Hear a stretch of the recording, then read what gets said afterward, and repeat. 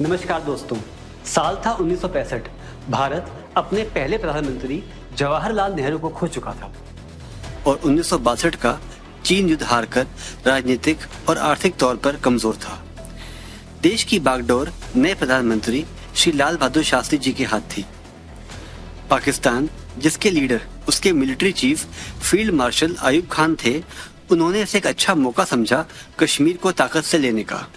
सोच साफ थी, भारत जो अभी अभी एक युद्ध हारा है और आर्थिक मुश्किलात से गुजर रहा है, उस भारत के एक हिस्से कश्मीर को मिलिट्री एक्शन से जबरन कब्जाने की।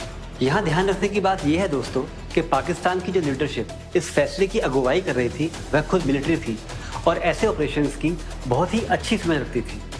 पाकिस्तानी सेना जो उस वक्त क्वालिटेटिवली भारतीय सेना से बेहतर थी, उसने अपनी पूरी ताकत युद्ध में झोंक दी। सोची समझी रणनीति के तहत कश्मीर पर हमला किया गया। शास्त्री जी ये जानते थे कि उनका देश अभी कमजोर है और क्वालिटेटिवली मिलिट्री भी कमजोर। वे एक लोकतांत्रिक नेता थे, कोई सैन्य नेता नहीं। फिर भी वह समझ गए कि इस युद्ध को पुराने नियमों के अनुसार जीतना मुश्किल होगा और इसीलिए इस महान नेता ने अपनी मिलिट्री की सलाह से एक नई रणनीति को अंजाम दिया।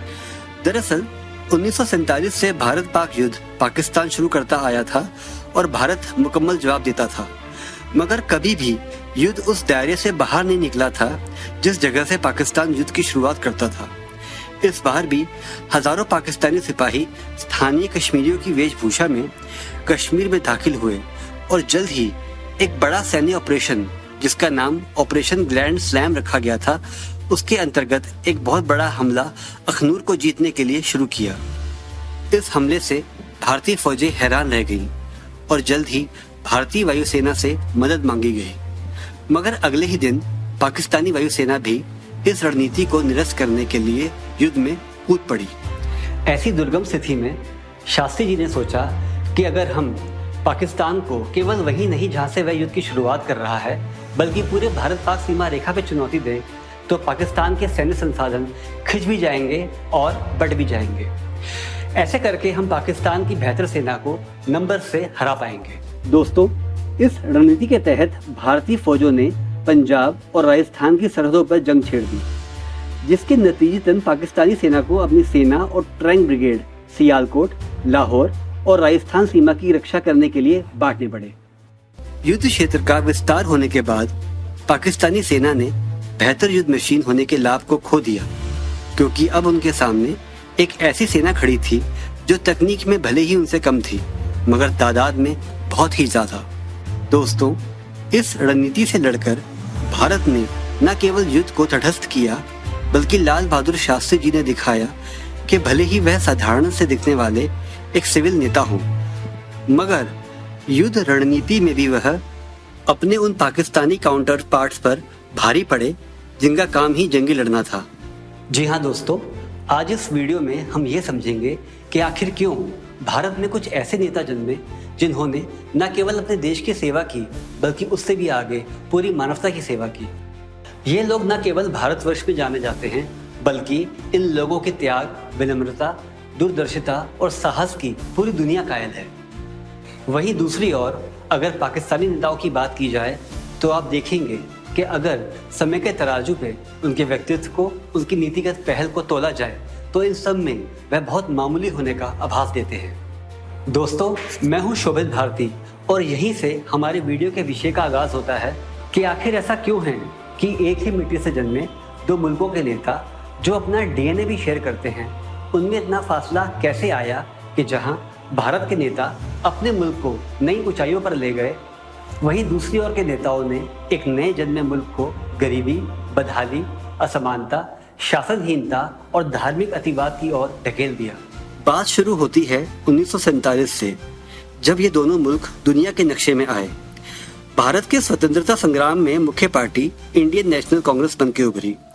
बहुत सारे नेता जैसे महात्मा गांधी, सरदार पटेल, जवाहरलाल नेहरू, सुभाष चंद्र बोस, मौलाना आजाद आदि ने कांग्रेस के झंडे तले मिलकर बढ़ चढ़कर भारत की आजादी की लड़ाई में हिस्सा लिया। मगर 1940 में पहली बार एम ए जिन्ना ने, जो पहले कांग्रेस का हिस्सा थे मगर 1920 में अलग होकर मुस्लिम लीग का हिस्सा बन गए थे, उन्होंने एक अलग स्वतंत्र राष्ट्र की मांग रखी जिसका नाम पाकिस्तान था। दोस्तों, यहीं से शुरू होती है उस परिपक्वता की कहानी जिसे पाकिस्तानी लीडरशिप में हमेशा वंचित पाया गया। आखिर ये फुकदान कहां से आया जो आज यानी पार्टीशन के 75 साल पूरे होने के बाद भी खत्म क्यों नहीं हुआ? सिर्फ एक अच्छे नेता होने के पाकिस्तान के इंतजार का अंत कभी होगा या नहीं? आइए इस बारे में बात करते हैं कि ऐसा क्यों है। दोस्तों, एक अच्छी लीडरशिप को परखने की सबसे बड़ी कसौटी ये है कि नेता अपने लोगों से या फिर उनसे जिनकी भलाई का वह दम भर रहा है उनसे सच बोल रहा है या नहीं। एक नेता का यह फर्ज है कि वह अपने लोगों को अपने निजी विचार अलग रखकर सबसे पहले सच बताए और फिर चाहे तो अपने निजी विचार उनके सामने रखकर उनको प्रभावित करने की या फिर उनकी मान्यताएं बदलने की कोशिश करे। मगर एक नेतृत्व के लिए सबसे पहले और सबसे जरूरी है सच और केवल सच बताना। चलिए पहले भारत की बात करते हैं। आजादी के पहले से ही भारतीय नेतृत्व का भारतीय राज्य के स्वरूप को लेकर एक अटल दृष्टि थी। नेतृत्व निश्चित था कि भारत एक धर्मनिरपेक्ष राज्य बनेगा जो अपनी आर्थिक और घरेलू नीतियां गरीब केंद्रित रखेगा और देश संघीय संरचना पर चलेगा। यही बात यहाँ के लोगों के सामने भी रखी गई। आजादी के बाद भारतीय नेता अपने वादे पर खरे उतरे। देश के पहले प्रधानमंत्री जवाहरलाल नेहरू देश की धर्मनिरपेक्ष साख को लेकर इतने अडिग थे कि उन्होंने अपने राष्ट्रपति डॉक्टर राजेंद्र प्रसाद और गृह मंत्री सरदार पटेल से ये अनुरोध तक किया कि वह सोमनाथ मंदिर की पुनः स्थापना समारोह में ना जाएं। चाहे वह जमींदारी को खत्म करना हो, हिंदू कोड बिल के माध्यम से भारतीय समाज में सुधार लाना हो या राष्ट्रहित में पहले अर्थव्यवस्था का राष्ट्रीयकरण करना और फिर उसका निजीकरण करना। पीढ़ी दर पीढ़ी भारतीय नेताओं ने राष्ट्रहित को न केवल पहले स्थान पर रखा बल्कि अपने लोगों को नीतिगत बदलावों के बारे में भी बताया ताकि संविधान के बेसिक स्ट्रक्चर को सुरक्षित किया जा सके। वहीं दूसरी ओर पाकिस्तान की वह लीडरशिप जो पाकिस्तान बनने से पहले उभरकर सामने आई, उसने अपने दर्शकों से शुरुआत से ही झूठ बोला। एक अलग मुस्लिम राष्ट्र बनाने का फितूर उन पर इस कदर हावी था कि उन्होंने मिलकर एक कलात्मक कहानी बनाई या फिर एक रचनात्मक झूठ। उन्होंने अपने लोगों को बताया कि वह आजाद भारत में बस एक धार्मिक अल्पसंख्यक बनकर रह जाएंगे। उनको बताया गया कि उनके अधिकार, उनके हक हिंदू जो बहुमत होंगे उनके फैसले पर निर्भर करेंगे। उन्हें बताया गया कि स्वतंत्र भारत में उनके रहने की आजादी, मजहबी कामों की आजादी पर पाबंदियां लगाई जाएंगी। जो दो समुदाय 1000 साल से साथ रह रहे थे, उन्हें समझाया गया कि अब वह साथ नहीं रह सकते। उन्हें बताया गया कि हिंदू बहुसंख्यक के रहते मुस्लिम अल्पसंख्यक हमेशा असुरक्षित रहेंगे। इस गलत कथा पर विश्वास करके और इनके बहकाए में आकर कई मुसलमानों ने पाकिस्तान बनाने और वहां बसने का फैसला किया। क्योंकि अब हमारे पास गुजरे साल क्या हुआ ये देखने की सलाहियत है, तो हम ये कह सकते हैं कि पाकिस्तान के संस्थापक नेताओं की सारी बातें गलत साबित हुई। गलत ही नहीं, झूठी भी, क्योंकि उस वक्त भी गुजरे वक्त को देख के ये अंदाजा लगाया जा सकता था कि जब बहुसंख्यक हिंदुओं को मुस्लिम शासक के प्रशासन में रहते हुए कोई परेशानी नहीं हुई, उसी तरह अल्पसंख्यक मुसलमानों को भी एक लोकतांत्रिक हिंदू नेतृत्व के चलते हिंदुओं के साथ रहने में कोई परेशानी नहीं होगी। नतीजतन आज भारत एक उभरता हुआ, अपने सभी धार्मिक अल्पसंख्यकों, जातियों और जनजातियों को साथ लेकर चलने वाला, अपने सभी नागरिकों को समान अधिकार और समान अवसर देने वाला एक खुशहाल और एक जीवंत देश बनकर उभरा है। वहीं पाकिस्तान अपनी 97% मुस्लिम बहुसंख्यक आबादी के साथ भी इस सवाल पर आपस में लड़ रहा है कि सच्चा मुस्लिम आखिर है कौन। सिर्फ 4 सूबे होने के बाद भी 2 सूबों में गंभीर अलगाववादी भावनाएं पाई जाती हैं। पूरा मुल्क अराजकता, भ्रष्टाचार, आतंकवाद और सामंतवाद से त्रस्त है। वह जो झूठ का बीज 75 साल पहले बोया गया, आज वह दरख्त बन गया है। शुरुआती दौर के नेताओं के एक झूठ ने आने वाली नस्लों के सभी नेताओं को यह झूठ मानने और बोलने के लिए मजबूर कर दिया, क्योंकि इस झूठ के बल पर ही पाकिस्तान को बनाया गया था और इसके झूठे साबित हो जाने पर पाकिस्तान के अस्तित्व पर सवालिया निशान उठते हैं।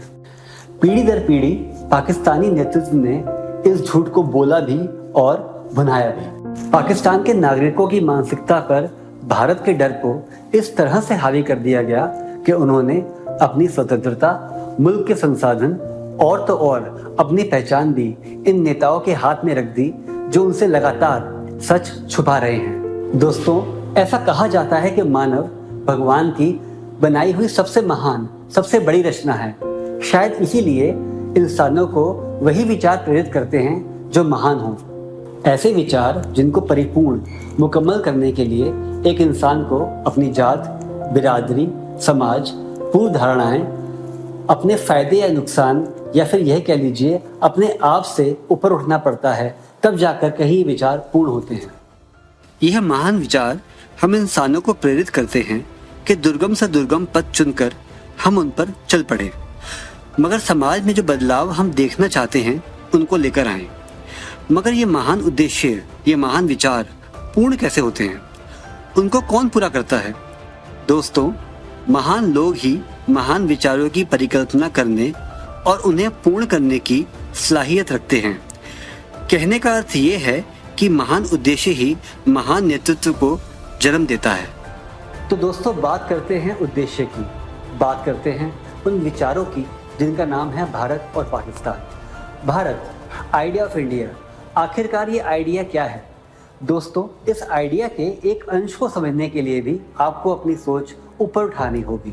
यह आइडिया कामना करता है कि 140 करोड़ लोग जो कि अलग अलग मजहबों से आते हैं, अलग अलग रीति रिवाज में विश्वास रखते हैं, जिनकी मान्यताएं, विचार, वेशभूषा, खान पान, रूप और स्वरूप सब कुछ अलग है, वह जो 28 राज्यों में रहते हैं और हर राज्य में अपनी एक अलग पहचान रखते हैं, वह लोग अपने सारे अंतर और असमानताओं के साथ भी एक साथ खड़े होंगे और अपने आप को एक कहेंगे। वह एक दूसरे के अंतर को न सिर्फ समझेंगे बल्कि उसका जश्न भी मनाएंगे। ऐसे भारत का सपना साकार करने के लिए, ऐसे भारत का विचार सच करने के लिए एक ऐसी लीडरशिप की जरूरत थी जो भारत की तरह ही आदर्शवादी हो। शायद इसलिए दोस्तों, आज़ादी से लेकर आज तक भारत की फ्रंटलाइन लीडरशिप निष्पक्ष, आदर्शवादी, निर्णायक और ईमानदार रही। नेतृत्व में इन सभी बातों के होने की जिम्मेदारी भारतवर्ष के विचार को ही जाती है, क्योंकि नेतृत्व में जरा से भी मिलावट भारत के लिए घातक सिद्ध होगी। चलिए दोस्तों, अब नजर डालते हैं सरहद के उस पार पाकिस्तान पर। दोस्तों, यहाँ पर भी हमें यह समझना होगा कि आइडिया ऑफ पाकिस्तान क्या है। दरअसल ये विचार बड़ा सरल है, इसमें कुछ भी कॉम्प्लेक्स नहीं है। ये समझ में तो जल्दी आता ही है, शायद इसीलिए इसके एडवोकेटर्स को इसको समझाने और इसको अमल में लाने में कुछ खास दिक्कत नहीं हुई। पाकिस्तान का ये आइडिया ये कहता है कि अगर आप औरों से अलग हैं तो आप उनके साथ नहीं रह सकते। यहाँ पर अलग है मजहब, धर्म। यह आइडिया काफी आसानी से समझ आने वाला है। आखिर वह इंसान जो आपके जैसा दिखता नहीं है, जो आपके खुदा की इबादत नहीं कर रहा, जिसका पहनावा, रहन सहन, वेशभूषा, बोली भाषा, खुराक सब अलग है, उसको अलग मानकर उससे अलग हो जाना मुश्किल तो नहीं। यह एक आसान रास्ता है, इसमें कुछ भी प्रेरणादायक नहीं है। इस आइडिया में कुछ भी ऐसा नहीं है जो वर्तमान नेता को या फिर आने वाली पीढ़ी के नेताओं को कुछ बड़ा सोचने, कुछ बड़ा करने के लिए प्रेरणा दे। नेताओं का काम बस लोगों को उनके एक दूसरे से अलग होने का बताकर अपनी रोटियां सेकना है। ऐसे आम, हीनता से भरे मामूली से आइडिया से कोई भी लीडरशिप कुछ भी हासिल नहीं कर सकती थी। सही कहा जाए तो ऐसे आइडिया पर चलने के लिए, आगे बढ़ने के लिए आपको नेताओं की जरूरत है ही नहीं। बहुत आम लोग, बहुत मामूली लोग, संकीर्ण दिमाग के लोग इस आइडिया को लीड कर सकते हैं। यह एक बहुत बड़ी वजह है पाकिस्तान को एक अच्छी लीडरशिप ना मिल पाने की। दोस्तों, अगर आप इतिहास उठा के देखें, चाहे कोई भी क्षेत्र हो, नेता को चैलेंज करने वाला भी अपने आप में बहुत मजबूत पाया गया है। इतना मजबूत कि उसके जिक्र किए बिना नेता की कहानी अधूरी रह जाएगी। राम के साथ रावण का नाम लिया जाता है, लिंकन के साथ गुलामी का, हिटलर के साथ चर्चिल, स्टालिन और कुछ ऐसे ही मोहनदास करमचंद गांधी के साथ मोहम्मद अली जिन्ना का। दोस्तों, ये चुनौती देने वालों के नाम कहीं ना कहीं बहुत महत्वपूर्ण हैं। आखिरकार यही तो वह लोग होते हैं जो नेताओं को बेहतर और बेहतर बनने के लिए प्रेरित करते हैं। दावेदारों को हराने के लिए एक नेता को निरंतर अपने ऊपर काम करना पड़ता है, लगातार अपनी सोच को आगे रखना पड़ता है, जिससे वह अपने जनाधार को और अपनी टीम को अपनी तरफ रख सके। दोस्तों, ये सब बातें लीडरशिप क्वालिटीज को और भी ज़्यादा बढ़ाती हैं। जैसा कि इस वीडियो की शुरुआत में बताया गया कि अनडिवाइडेड इंडिया में दो विचारधाराएं उभर कर सामने आई। एक सेपरेटिस्ट, जिसके प्रचारक मोहम्मद अली जिन्ना थे, और दूसरी नॉन सेपरेटिस्ट, जिसके नेता महात्मा गांधी थे। शायद ये बात ये दोनों ही जानते थे कि वह एक दूसरे के लिए चैलेंजर है। शायद इसीलिए वह न केवल अपनी नीतियों पर दृढ़ता से आगे बढ़े, बल्कि उन्होंने अपनी नीतियों को उनके बुनियादी स्ट्रक्चर की ओर ढकेला, जिससे कि वह अपने फॉलोअर्स पर पकड़ बनाकर रख सके। इस वजह से आज उनकी नीतियों को हम अपने दृष्टिकोण से परख कर पॉजिटिव या नेगेटिव की संज्ञा दें, मगर इन दोनों लीडर्स का एक वक्त पे होने की वजह से इन दोनों की लीडरशिप क्वालिटीज में बहुत इजाफा हुआ। भारत का धर्मनिरपेक्ष प्रजातांत्रिक गणराज्य होना महात्मा गांधी की जीत है और पाकिस्तान का केवल अस्तित्व में आ जाना मोहम्मद अली जिन्ना की। मगर दोस्तों, इसके बाद की कहानी में जरा ट्विस्ट है। आज़ादी के बाद और विभाजन के बाद भारत में कांग्रेस एक मुख्य पार्टी बनकर उभरी। जवाहरलाल नेहरू पहले प्रधानमंत्री बने, मगर वह पार्टी की टॉप चॉइस या फिर पॉपुलर चॉइस नहीं थे।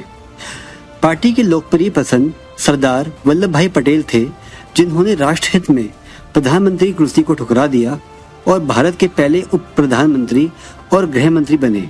पार्टी के आंतरिक स्तर पर वह नेहरू के चैलेंजर थे। आज़ाद भारत की पहली सरकार में बहुत सारे फैसले में उनकी छाप साफ नजर आती है। सरदार के कई फैसलों के आगे, जैसे कि भारत की रियासतों के एकीकरण की नीति पर, नेहरू भी झुके, क्योंकि वह फैसले राष्ट्रहित में थे। इन सब बातों से लीडरशिप क्वालिटी में काफी सुधार आया। कई इतिहासकारों का कहना है कि अगर सरदार कुछ और जीवित रहते तो भारत चीन से युद्ध नहीं हारता।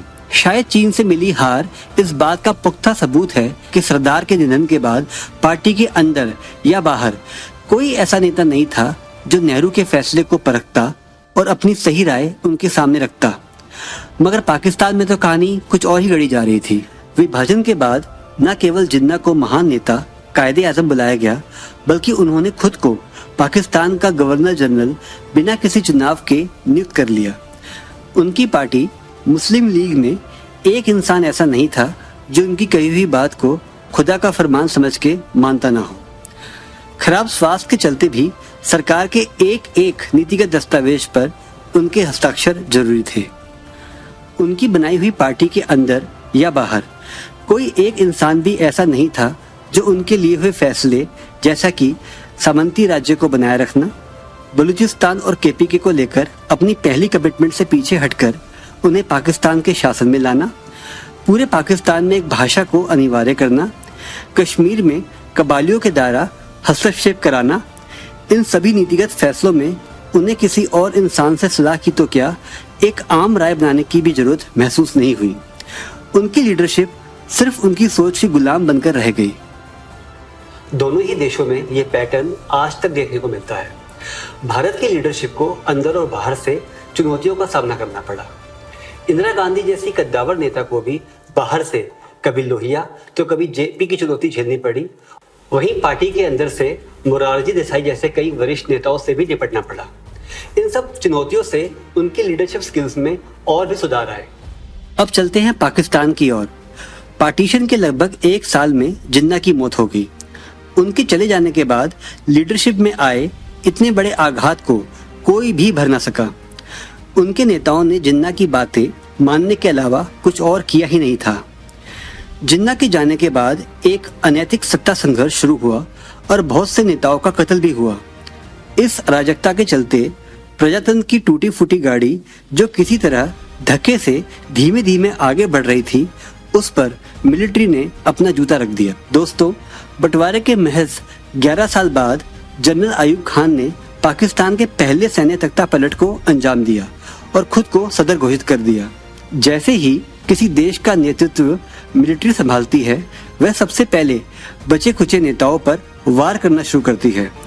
कुछ को मार दिया जाता है, कुछ को गलत आपराधिक मामलों में फंसाया जाता है, कुछ को तो देश निकाला ही दे दिया जाता है।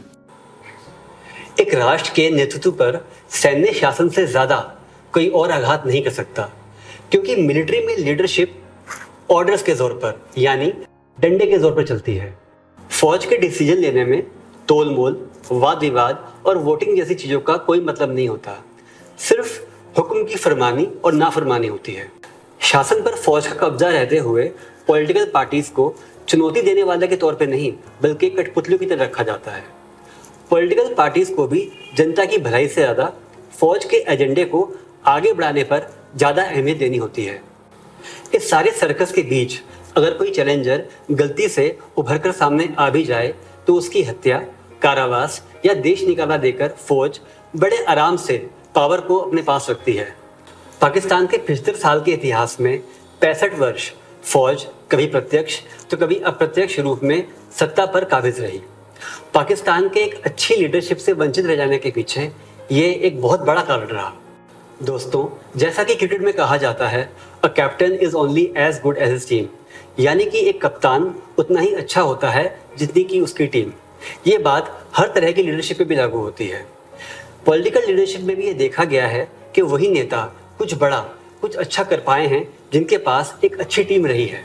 इस टीम के लोगों का आपस में कंपटीशन भी होता है, मनमुटाव भी, और साथ में कुछ हासिल करने की इच्छा भी होती है। एक अच्छी टीम के सदस्य एक दूसरे को संभालते भी हैं और कुछ गलत हो जाने पर नाराजगी भी व्यक्त करते हैं। मिलके एक दूसरे की सफलता और असफलता का जश्न और शोक दोनों मनाते हैं, मगर एक दूसरे का विश्वास नहीं तोड़ते, एक दूसरे का साथ नहीं छोड़ते। एक अच्छा नेता आखिरकार एक इंसान ही है और वह गलत भी हो सकता है। ऐसे वक्त पर उसकी टीम उसको गाइड करती है। आइए दोस्तों, नजर डालते हैं उस टीम पर जिस पर नेहरू ने विश्वास किया। स्वतंत्र भारत की पहली कैबिनेट पर नेहरू प्रधानमंत्री, सरदार पटेल उप प्रधानमंत्री और गृह मंत्री, बी.आर. अम्बेडकर कानून मंत्री, मौलाना अब्दुल कलाम आजाद शिक्षा मंत्री, जगजीवन राम श्रम मंत्री। दोस्तों, टीम का एक एक सदस्य उतना ही वजन रखता था जितना कि स्वयं प्रधानमंत्री। इसलिए इस टीम के हर सदस्य ने एक मजबूत भारत की नींव रखी। सरदार पटेल को भारत के एकीकरण का वास्तुकार माना जाता है। डॉक्टर अम्बेडकर भारत की जटिलता का आदर करते हुए दबे कुचले और उत्पीड़ित जनसंख्या को भी विशेष अधिकार देने वाले संविधान के रचयिता बने। भारत को आधुनिक शिक्षा और प्रीमियम संस्थान का तोहफा मौलाना आजाद की दूरदृष्टि नहीं दिया था। इतनी काबिल टीम के चलते खुद नेहरू के डिसीजन मेकिंग में भी पॉजिटिव चेंजेस आए होंगे। नेहरू भी इन सबके बीच अपनी छाप, अपनी विरासत छोड़ने के लिए तत्पर रहे होंगे। भारत में आगे भी कई कद्दावर नेताओं ने अपने अहम को एक तरफ रखकर एक टीम के सदस्य के रूप में अपने नेता की, अपने देश की सेवा की। वहीं दूसरी ओर पाकिस्तान में हमेशा ही टीम से ज्यादा इंपॉर्टेंस कैप्टन को दी गई। मिलिट्री गवर्नमेंट्स की तो बात करनी ही बेकार है, क्योंकि वन मैन शो का मिलिट्री सरकार से ज्यादा बेहतर कोई और उदाहरण हो ही नहीं सकता। मगर नागरिक सरकारों में भी एक अच्छी टीम का अभाव साफ देखने को मिलता है। इसकी बहुत बड़ी वजह है सेना की दखलंदाजी और स्वाभाविक तरीके से लीडरशिप को नाव भरने देना। जिस किसी इंसान में सेना को अपना फायदा नजर आता है, वह उसे पिक एंड चूज की नीति के चलते नेता घोषित कर देती है। इस वजह से वह एक इंसान इतना मजबूत हो जाता है कि उसको किसी टीम की जरूरत पड़ती ही नहीं। उसके हक में वोटिंग तक मिलिट्री करवाती है। ऐसी व्यवस्था में नेता के अलावा बाकी सारे लोग बस मेजॉरिटी के नंबर पूरे करने के लिए होते हैं। सरकार बदलने के बाद पार्टी बदल के नई सरकार का हिस्सा बनकर गिनती पूरी कर देते हैं। इन सभी कारणों के चलते एक नेता को एक ऐसी टीम मिलती ही नहीं जो नेचुरली पनपे, जो समाज की नब्ज पढ़ पाए, सही गलत में अंतर कर पाए और नेता को गाइड करे। नेता को ऐसे लोग घेरे रहते हैं जिनकी निष्ठा केवल पावर की तरफ होती है। नेता की हाँ में हाँ मिलाने वाले और केवल ताकत के प्रति निष्ठा रखने वाले लोग उसे घेरे रहते हैं। इन सब की वजह से उसकी लीडरशिप स्किल्स में कोई भी इजाफा नहीं होता। अब चलते हैं दूसरे कारण की ओर। दोस्तों, पाकिस्तान लीडर्स के पास एक अच्छी टीम ना होने का एक बहुत बड़ा कारण वह खुद है। इसकी वजह है परिवारवाद और इसके चलते असुरक्षा। दोस्तों, जैसा कि आप सभी जानते हैं कि पाकिस्तान में लगभग सभी राजनीतिक दल वंशवादी राजनीति से आगे बढ़ते हैं। ऐसे में नेता हमेशा असुरक्षा महसूस करते हैं ऐसे इंसान से जो उनसे बेहतर हो, जिसकी पैठ लोगों में ज्यादा हो, क्योंकि नेता को परिवार के हित की भी रक्षा करनी पड़ती है। आगे चलकर उसे गद्दी अपनी अगली पीढ़ी, अपनी औलाद को देनी होती है। वह नहीं चाहते कि कोई ऐसा आ जाए जो पार्टी में उनकी पोजीशन पर दावेदारी रख सके। आखिरकार संतान कितनी भी नालायक हो, अभिभावक गद्दी पर तो उसे ही बिठाना चाहेंगे। इस असुरक्षा के रहते नेता सक्षम लोगों पर नहीं बल्कि फॉलोअर्स पर निवेश करते हैं। काबिलियत वाले लोगों को एक खतरा माना जाता है। ऐसे लोग जो हुक्म की फरमानी करें या फिर आपके प्रति वफादार हो, उनको आगे बढ़ाया जाता है। ये बड़े ही चौंका देने वाली बात है कि पाकिस्तान के दोनों पावर सेंटर्स पर, मसलन फौज और राजनीतिक पार्टियों में, ये अनावश्यक समानता साफ देखने को मिलती है। इस वजह से पाकिस्तान एक अच्छी सेकंड लाइन ऑफ लीडरशिप से मोहताज है और इसका नेगेटिव इफेक्ट उनकी टॉप लीडरशिप पे साफ देखने को मिलता है। दोस्तों, लोकतंत्र के बारे में एक बात कही जाती है और वो ये है कि डेमोक्रेसी अपनी सारी समस्याओं को ठीक करने की काबिलियत रखती है। अगर एक अच्छी लीडरशिप ना मिल पाना एक समस्या है तो डेमोक्रेसी से बड़ा कोई हल नहीं, क्योंकि एक अच्छी लीडरशिप को पनपने देने के लिए, पालने के लिए, पोषण देने के लिए जो भी वस्तुएं चाहिए वो सब डेमोक्रेसी में बहुतायत में मिलती है। दोस्तों, यहाँ हमारे फाउंडिंग फादर्स की दूरदर्शिता अद्भुत थी, क्योंकि शासन का जो तंत्र उन्होंने भारत के लिए चुना वह प्रजातंत्र था। एक राष्ट्र को सर्वश्रेष्ठ लीडरशिप देने में प्रजातंत्र से ज्यादा समर्थ कोई सिस्टम नहीं है। ज्यादातर एक इंसान जमीनी स्तर से उठता है, लाखों लोगों से मिलता है, उन्हें अपना दृष्टिकोण समझाता है, उनका दृष्टिकोण समझता है, प्रभावित होता है, प्रभावित करता है, लाखों लोगों से बातचीत करता है। यह सब जो प्रजातंत्र की जरूरतें हैं, यह एक आदमी को एक नेता और एक नेता को एक महानायक बनाती हैं। भारत के दूसरे प्रधानमंत्री श्री लाल बहादुर शास्त्री एक आम परिवार में जन्मे। उनके माता पिता अध्यापक थे, मगर अपनी लगन, मेहनत और सादगी से वह भारत के प्रधानमंत्री बने। ग्रीन रेवोल्यूशन, व्हाइट रेवोल्यूशन को सफल बनाने में उनकी बहुत बड़ी भूमिका थी। 1965 की भारत पाकिस्तान जंग में आर्थिक विपदा झेलते हुए भी उनके नेतृत्व में भारत ने न केवल कश्मीर में पाकिस्तान के बढ़ते कदमों को रोका, बल्कि अपनी शर्त पर युद्ध विराम भी करवाया। पीवी नरसिम्हा राव भारत की अर्थव्यवस्था के जनक कहे जाने वाले एक किसान परिवार में जन्मे थे। कई परेशानियों का सामना करते हुए वह एक वकील बने और भारत की स्वतंत्रता आंदोलन में कूद पड़े। अपने राजनीतिक करियर में उन्होंने कई पद संभाले और 1991 में वह भारत के प्रधानमंत्री बने। 1991 के भारत के सामने कई चुनौतियां थीं। पंजाब में उग्रवाद, कश्मीर में पाकिस्तान द्वारा प्रोत्साहित और समर्थित आतंकवाद, आर्थिक संकट, भारत के खिलाफ 1994 का संयुक्त राष्ट्र प्रस्ताव। पीवी नरसिम्हा राव ने न केवल इन सब चुनौतियों का सफलतापूर्वक सामना किया, बल्कि भारत को खुली अर्थव्यवस्था, लुक ईस्ट पॉलिसी, इजराइल से राजनीतिक संबंध और परमाणु कार्यक्रम जैसे सफल और दूरगामी नीतियां भी दी। ऐसे कई उदाहरण हैं जहां जमीन से जुड़े लोगों ने मेहनत की, आगे आए और भारतवर्ष को वहां खड़ा किया जहां आज हम और आप उस पर नाज कर सकें। अटल बिहारी वाजपेयी, डॉक्टर मनमोहन सिंह, नरेंद्र मोदी, ये सब बहुत ही विनम्र पृष्ठभूमि से आए हैं, मगर एक पूरे लोकतांत्रिक व्यवस्था से गुजरकर इनके नेतृत्व क्षमता में बहुत इजाफा हुआ। अब आते हैं पाकिस्तान की ओर। पाकिस्तान में भी लोगों पर शासन करने के सिस्टम के रूप में लोकतंत्र को चुना गया, मगर दोस्तों, चुनने में और होने में फर्क होता है। जैसा कि इस वीडियो में पहले भी बताया गया, पार्टीशन के 10-11 साल बाद ही पाकिस्तान में मार्शल लॉ लगा दिया गया। यहीं से पाकिस्तानी लीडरशिप की क्वालिटी में पतन आना शुरू हुआ। वह जो संघर्ष एक आम आदमी सिस्टम की कोई कमी देखकर उसका सुधार करने के लिए एक स्वस्थ लोकतंत्र में करता है, वह संघर्ष जिसे कई लोग प्रभावित होकर जुड़ जाते हैं, वह संघर्ष जो केवल एक इंसान को ही नहीं पर एक पूरे राष्ट्र को अपने में कुछ बदलने के लिए, सही करने के लिए मजबूर कर देता है, वह संघर्ष लोकतंत्र की मौत के बाद खत्म हो गया। मिलिट्री लीडरशिप में ज्यादातर आवाम सेना के आदेशों को अपना भाग्य मानकर उनको मानने की आदी हो जाती है और राजनीतिक पार्टियां वह तो कठपुतली सरकार चलाती हैं।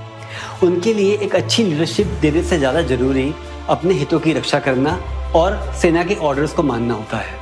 इन सबके बीच ये अपेक्षा करना कि कुछ लोग जो ज़मीन से जुड़े होंगे, कि कुछ लोग जो लोगों की समस्याओं को समझेंगे, वह पहले राजनीतिक पार्टियों से और फिर सेना से टकराएंगे, ये नामुमकिन सी बात है। बल्कि इसके उलट मिलिट्री चाहे जो भी छवि दिखाए, वह हमेशा ही सत्ता की भूखी, मुल्क के संसाधनों को चूसने वाली, भ्रष्ट और मैनिपुलेटिव होती है। और वहीं जब एक आम आदमी इसी मिलिट्री के अंगूठे तले रहते हुए इस मिलिट्री को कामयाब होता देखता है, तो वह भी अपने आप को उनके जैसा बना लेता है, भ्रष्ट, मुल्क का खून चूसने वाला। आखिर हम यही तो करते हैं, अपने हीरोज जैसे बनने की कोशिश। तो दोस्तों, ये है कहानी दो मुल्कों की लीडरशिप की।